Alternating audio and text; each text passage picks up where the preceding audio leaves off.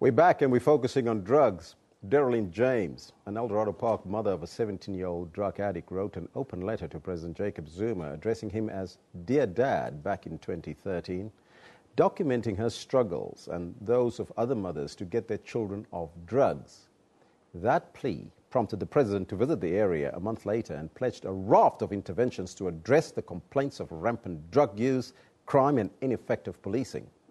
During his visit to Eldorado Park, the president promised to drive a national, provincial and municipal plan of action plan to fight drug abuse and to improve the arrest rate of the dealers and drug lords. But according to crime stats of 2015, the most reported crimes in Eldorado Park are drug-related, which have increased from 296 that was reported in 2005 to 3,089, almost 4,000 in 2015.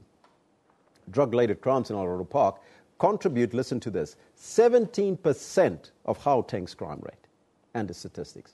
Joining us now in studio is the mother and author of the open letter to the president in 2013, as well as a drug activist, Dereleen James. A very good morning to you and welcome. Good morning. Thanks for having me. I want you to give us an overview of where Eldorado Park is today, 3 years later.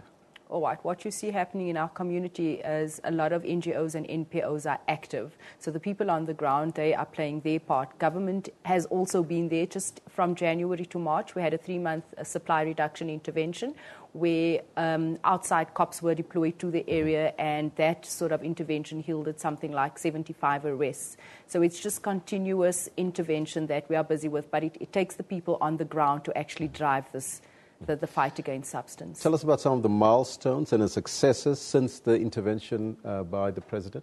All right. Firstly, the detox center at Baragwana Hospital. We have our first detox center there. We have No More Victims, heads up a safe house in the community. So when we go out and we find these kids at lolly lounges, we do have a safe house that we can take them to.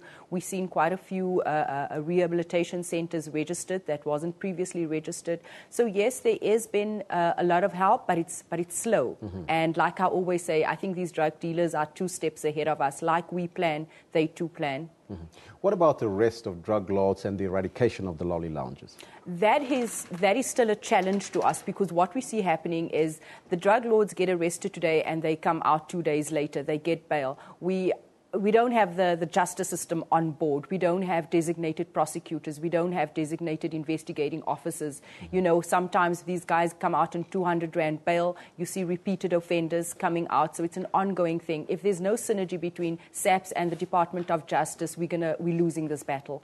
I see you're wearing a yellow ribbon there, but what other programs are you busy with in the community to fight the scourge of drugs in Eldorado Park? Well, as Crystal Sharing Without Shame, our organization that I head up, you know, we pick up the addicts every morning along the main road in Eldorado Park and we take them to the center, and you can actually see the results that this is yielding, because every morning these kids actually show up. So you can see that the kids want to get off the drugs, but also where do they go to? Do we have access to treatment centers? Mm-hmm. And this is why we have introduced the yellow ribbon. We always say that there's a red ribbon for HIV, there's a pink one for cancer, and these are diseases. But how many South Africans are actually aware of the fact that there's a yellow ribbon against addiction? Mm-hmm. This month commemorates the 40th anniversary of June 76, and we would like to encourage the youth of today to take up the struggle with the same courage, with the same determination that the youth of then did to eradicate the scourge against substance abuse. So the yellow ribbon symbolizes, it's a beacon of hope, active citizenship. I hear everyone just saying